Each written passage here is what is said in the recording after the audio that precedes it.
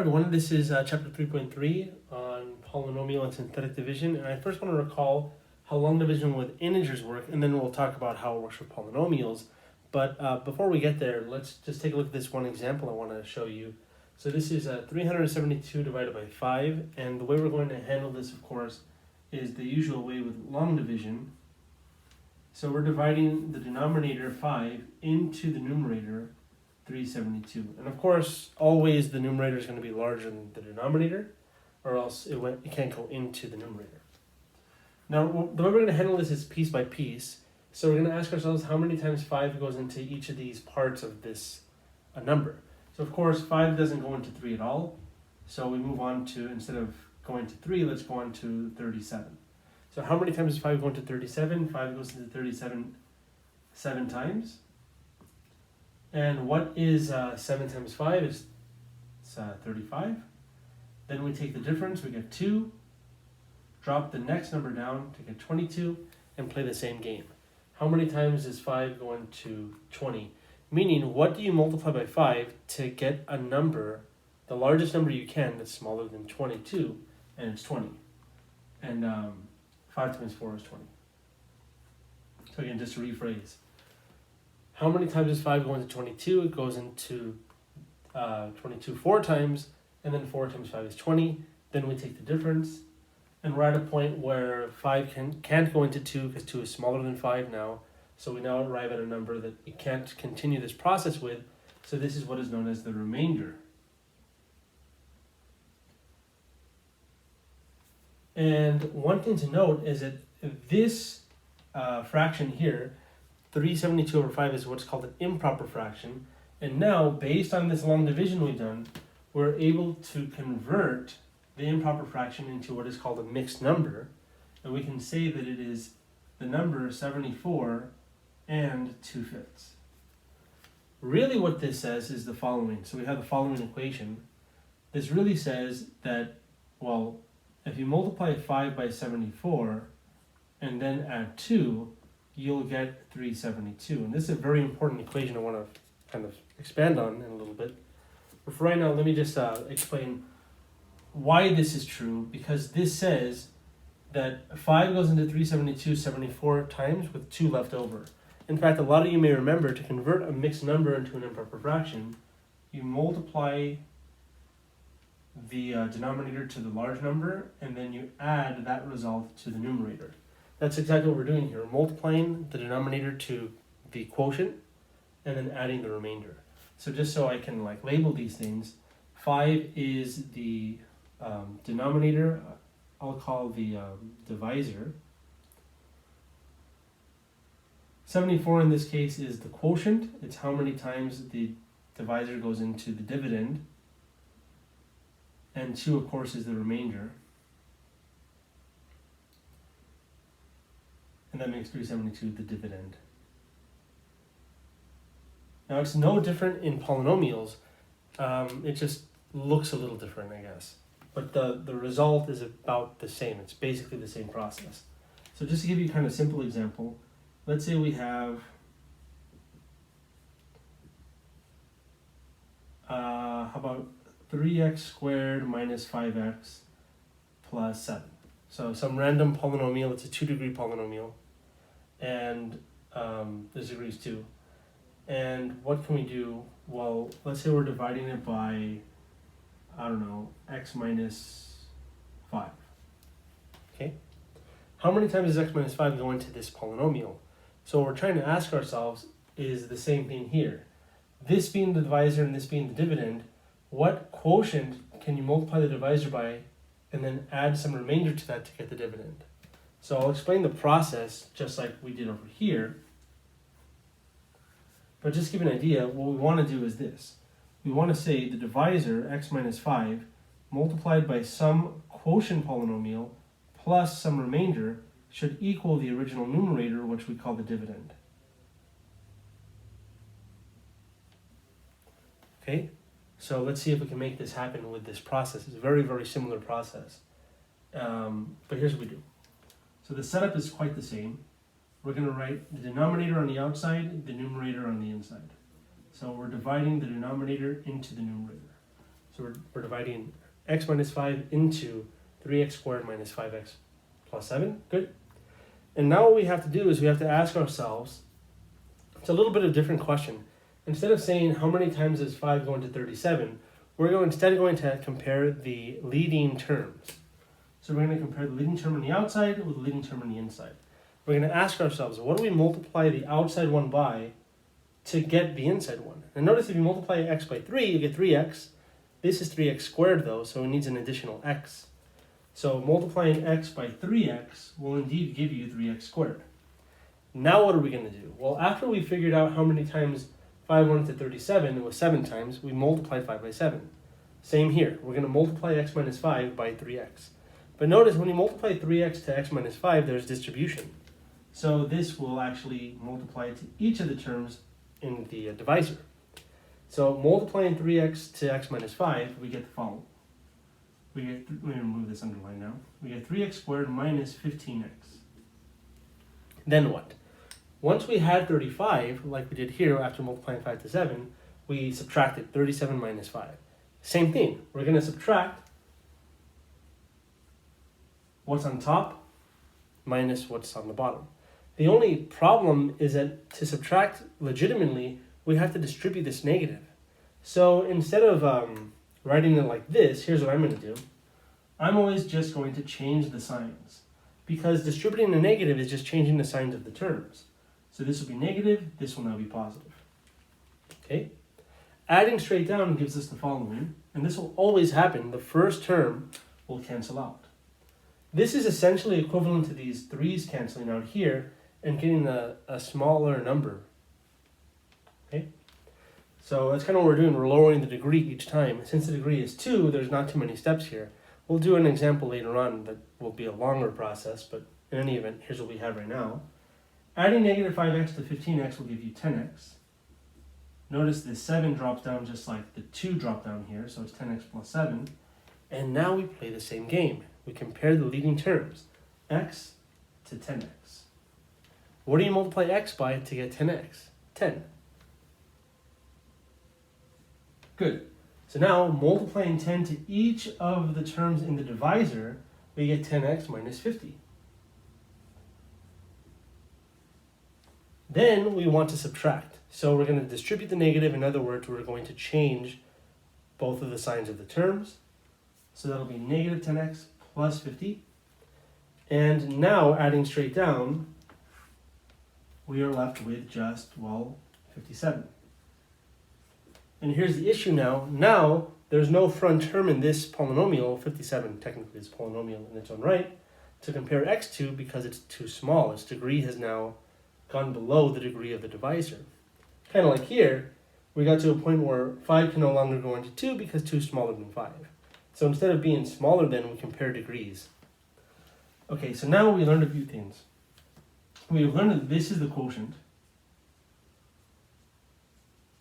We have learned that this is the remainder.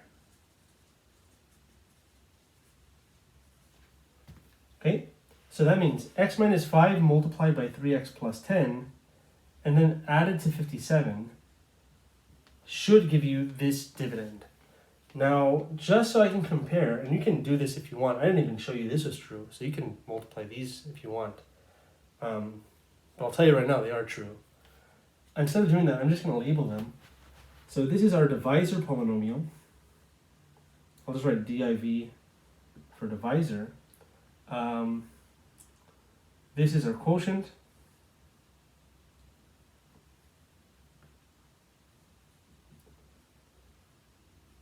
This is the remainder.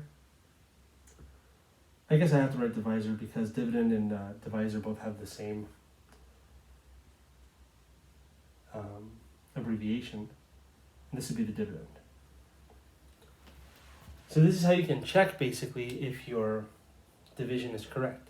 So now we'll see an example where we do a longer division so we can see how that works out. Okay, so this is the next example I have regarding long division, and this is the last one we're going to do. In fact, I didn't even show you, but sometimes the divisor could actually be a polynomial of larger degree, so it could be like, I don't know, degree 2 for instance. Also, you can potentially have a number in front of x. I haven't done an example of that, but the idea behaves very much the same. The only real difference is that you may get fractions involved as you go along with the process, but the process is indeed the same. Just kind of throwing that out there as a kind of a warning. But in any event, let's move forward. So let's see if we can follow through with the process we laid out in the last screen. So here, long division will say we're dividing x plus 3 into x to the fourth. And I was going to write minus 10x squared, but I'm going to do this. I'm going to do ourselves a favor here. Plus 0x cubed minus 10x squared minus 2x plus 4. And the main idea is I want every power of x accounted for in the dividend when writing it in. And why is that the case? Well, we'll see in the process why that's the case, but basically what happens is if you don't do this, you'll get terms that don't have the same degree that line up, and you can't combine those terms because they don't have the same power. So we'll see that in the process actually though, so I'll explain as we go along. But now again, what we do is we compare the front one on the outside to the front one on the inside. X times what is x to the fourth? X cubed. So now we multiply each of these in the divisor by x cubed, and we get x to the fourth plus 3x cubed. Then we change our signs. So change the signs now. So here's the thing. If we didn't write this 0x cubed, notice what would be on top is this negative 10x squared. And negative 10x squared and negative 3x cubed don't combine because they don't have the same power. They're not like terms. That's the only reason why I'm writing the 0 as a placeholder for x cubed here that was missing, so that we don't get confused on accidentally combining terms that shouldn't be combined in the first place. So I hope that makes sense. Adding straight down, what we want to happen happens. The x to the fourths cancel out. We get negative 3x cubed, bring this down, and we're going to just repeat the process. X multiplied by negative 3, x squared will give you negative 3x cubed. Multiply negative 3x squared to each of these, we get negative 3x cubed minus 9x squared if we multiply negative 3x squared to each of these. Change their signs, because we're subtracting, or else these won't cancel. Now they cancel. Adding straight down, negative 10x squared plus 9x squared is negative x squared. Bring the next term down, repeat the process. X times negative x will give you negative x squared. Multiply negative x to each of the terms in the divisor will give you negative x squared. It's always going to be the same, obviously. Negative x times 3 is going to be negative 3x. Good. So now, changing the signs will yield cancellation of the first two terms. These combine in this case to x. Bring this down. Perfect. How many times does x go into x? Once. X times 1 is x. So now multiply 1 to each of these, we get x plus 3. Change their signs. Add straight down. The x's cancel, and boom, we get remainder 1. Okay, so now, I didn't write this in the last example, but allow me to write it here. This division can now be written as, this is basically us writing this improper fraction, if you will, as a mixed number. So it's going to be the quotient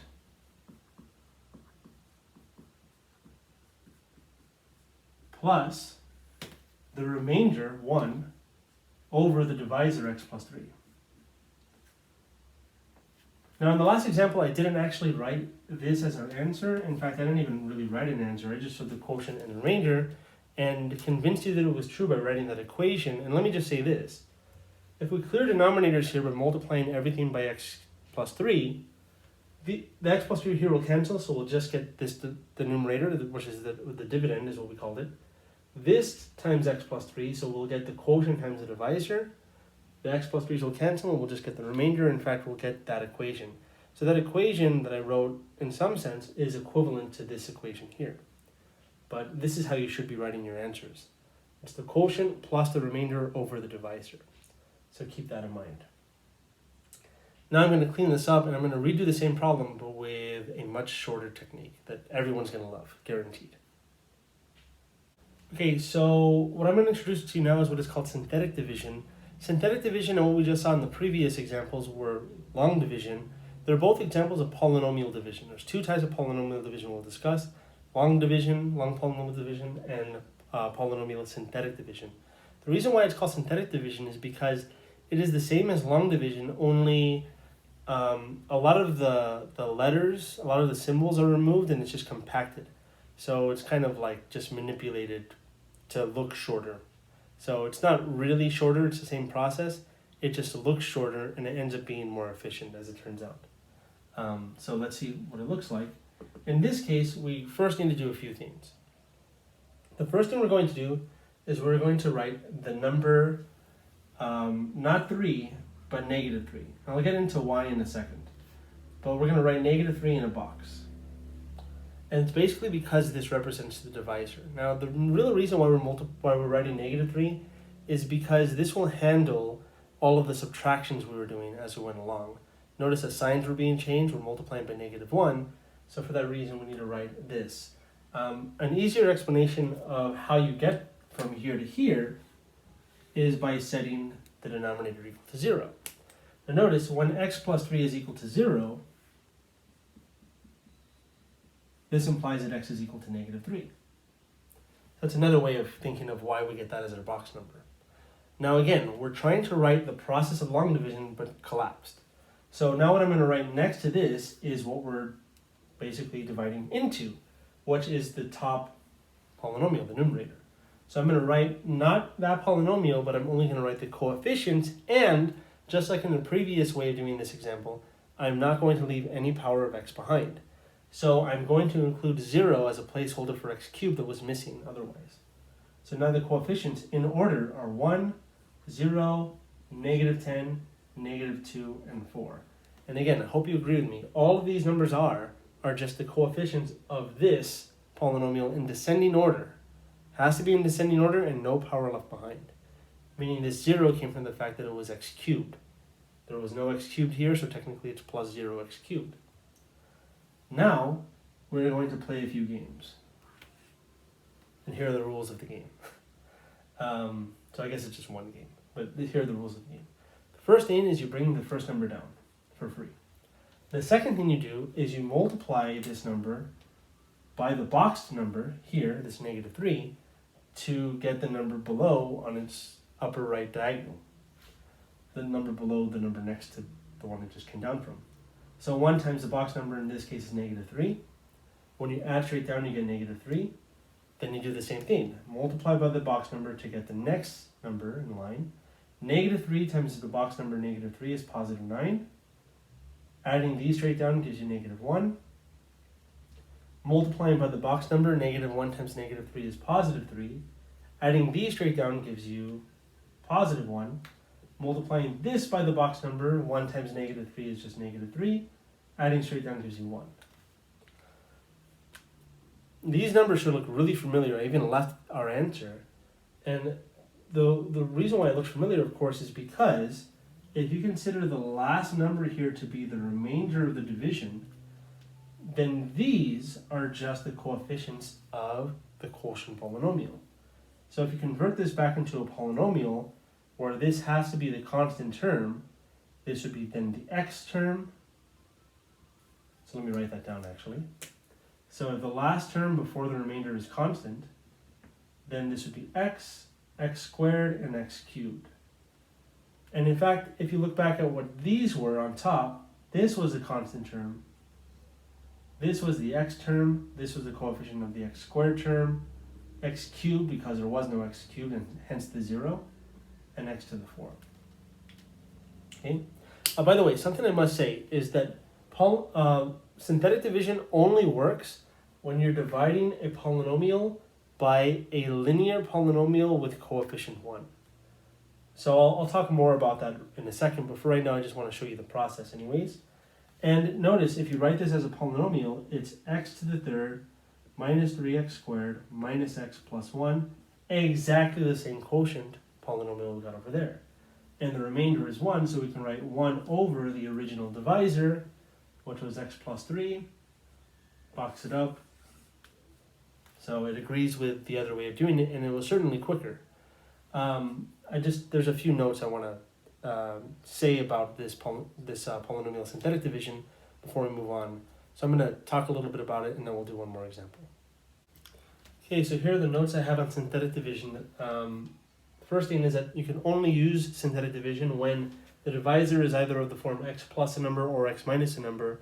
Technically, you can use it if there's a number in front of x, but you have to be a little careful. Basically, to find the box number, you'd have to divide top and bottom of your original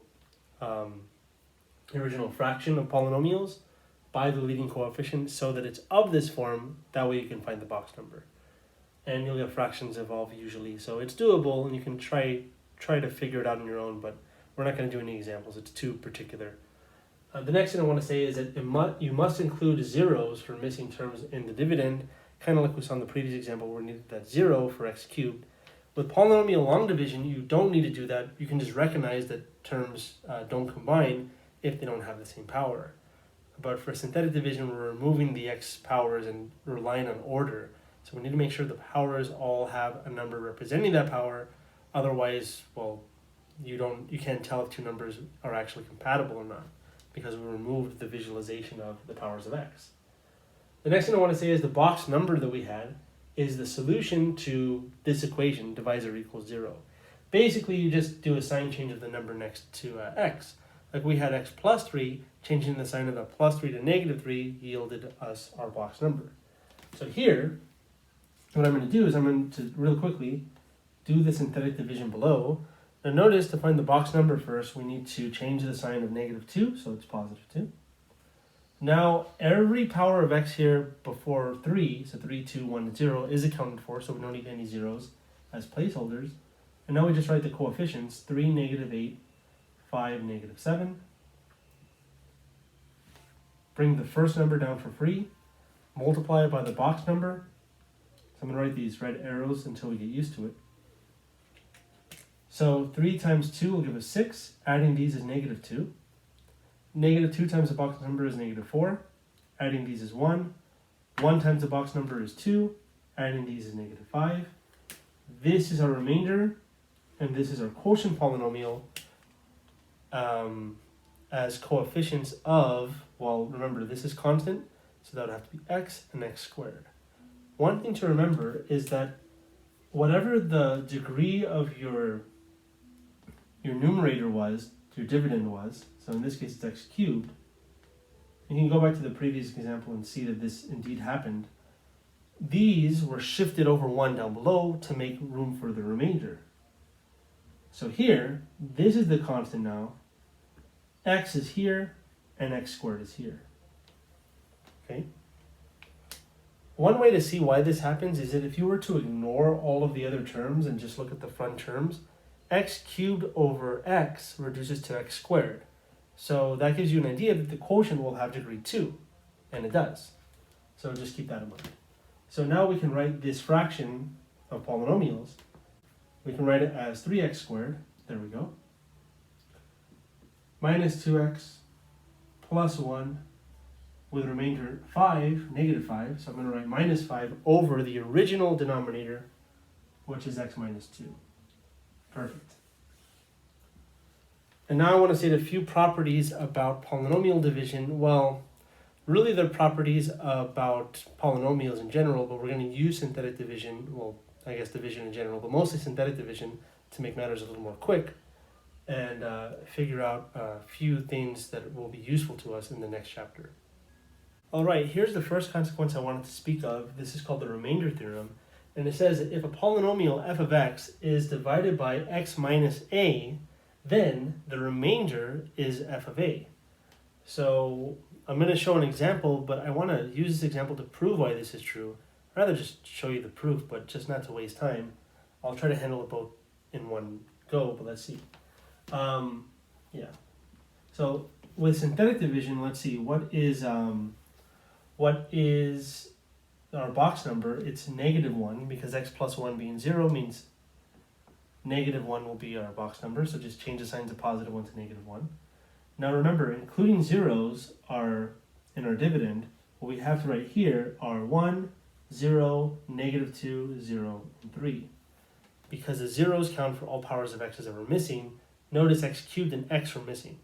So in order, it's 1, 0, negative 2, 0, and then 3.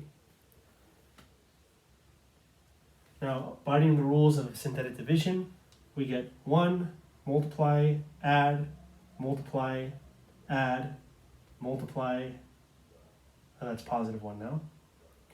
Add these, get 1, multiply, we get negative 1, add these, we get 2. So this is equal to, let's see if we can do this without writing it out.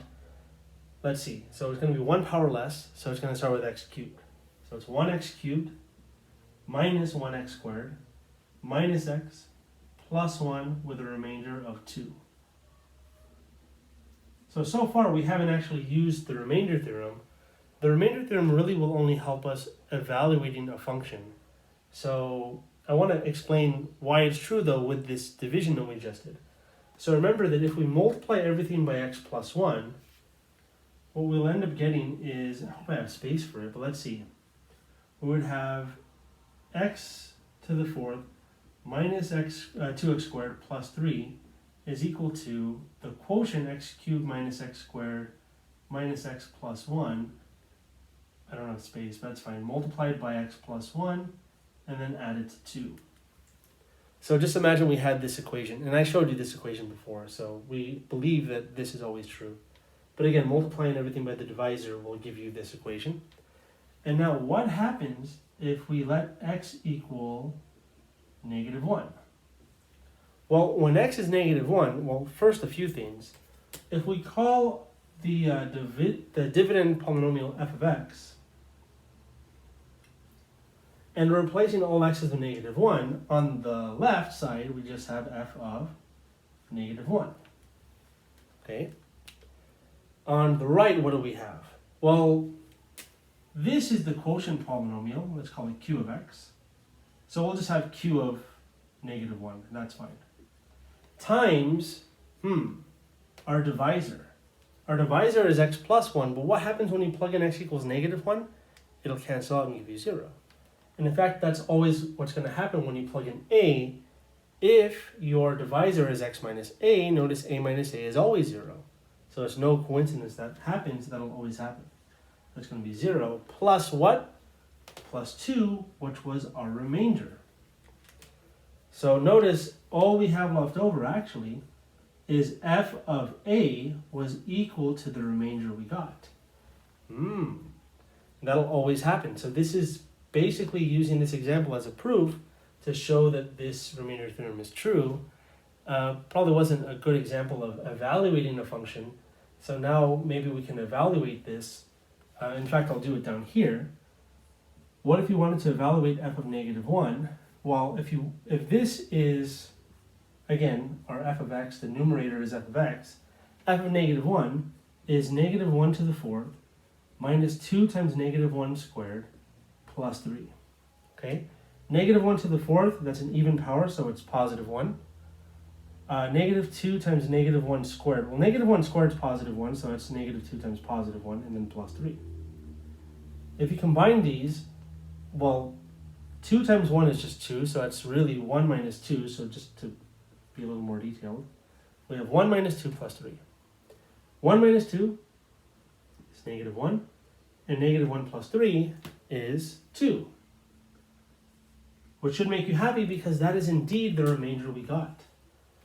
So the whole point of the remainder theorem, I guess from a practicality standpoint, is instead of plugging in a number into a function, if the function's a polynomial, you can just use synthetic division. So I'll do one more example of this right now.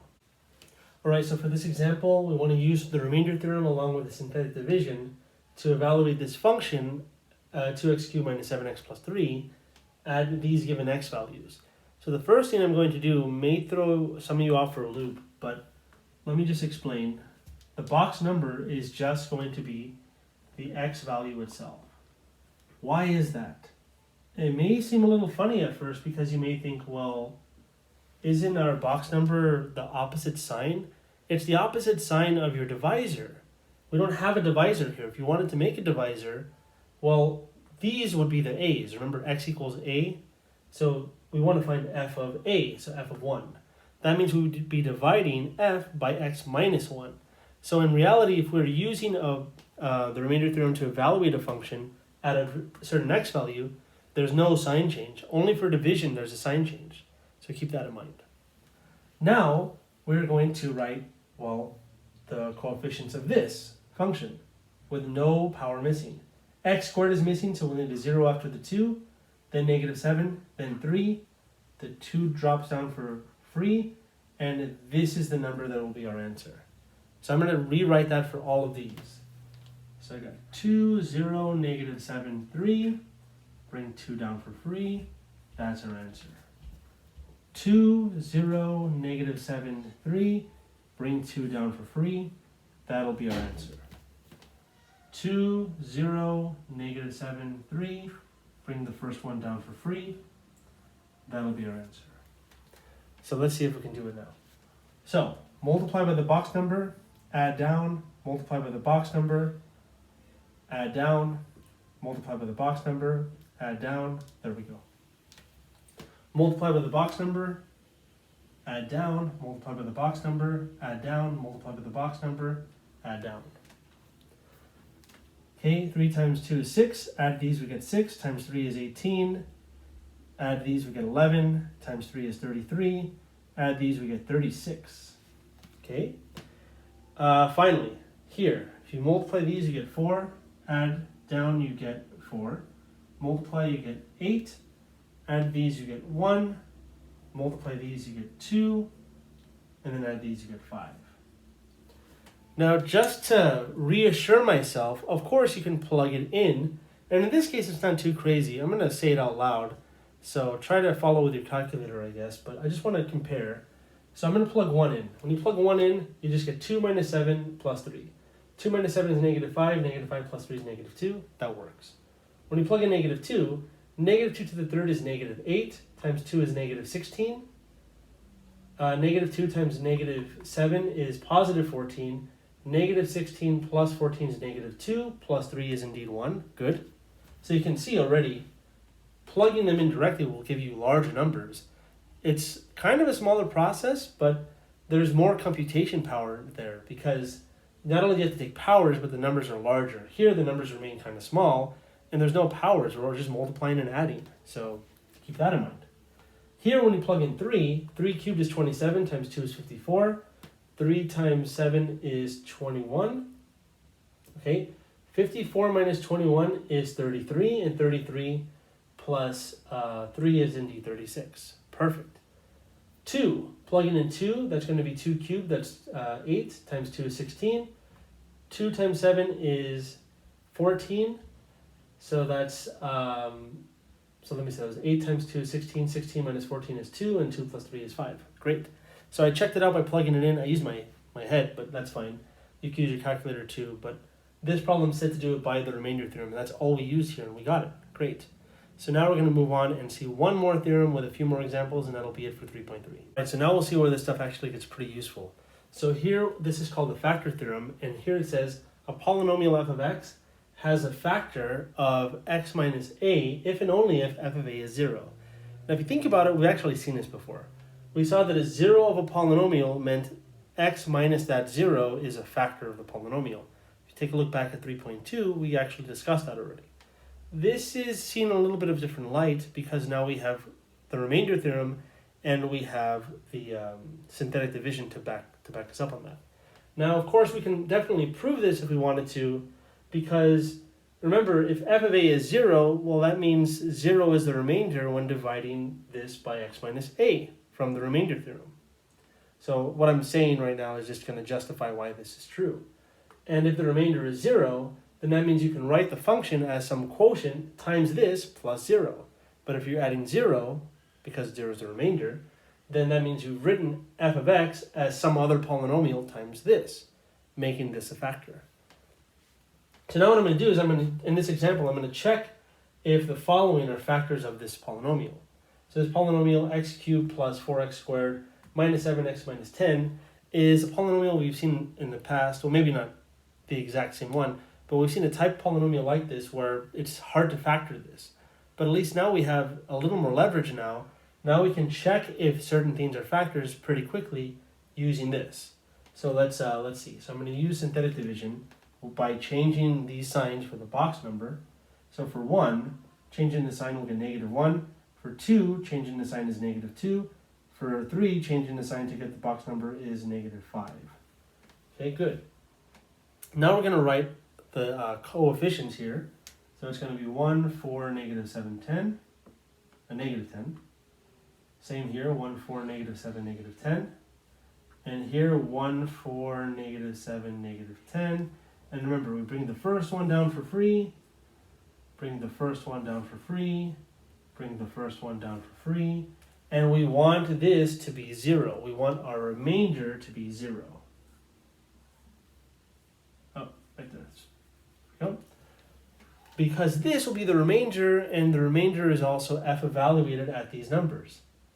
Okay, so if you read through what the factor theorem says, everything I'm saying is equivalent. So let's see if we can play that game. So multiply by the box number, we get negative 1. Add, we get 3 times the box number, it's negative 10. Multiply by negative 1 is positive 10. Boom, it gives us 0. So x plus 1 is a factor. What about negative 2? Well, multiplying, we get negative 2. Add straight down, we get 2.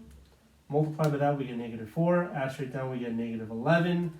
And no dice, because when you multiply this by negative 2, we get positive 22, and those don't combine to 0. They combine to 12, so this doesn't work actually. So x plus 2 is certainly not a factor now. Okay, and by the way, it doesn't really matter what this number is. So long as it's not 0, we can tell that it's not a factor. If it is 0, it is a factor. So moving on. Times negative 5, add down, multiply by negative 5, add down, multiply by negative 5, add down. Boom, there we go.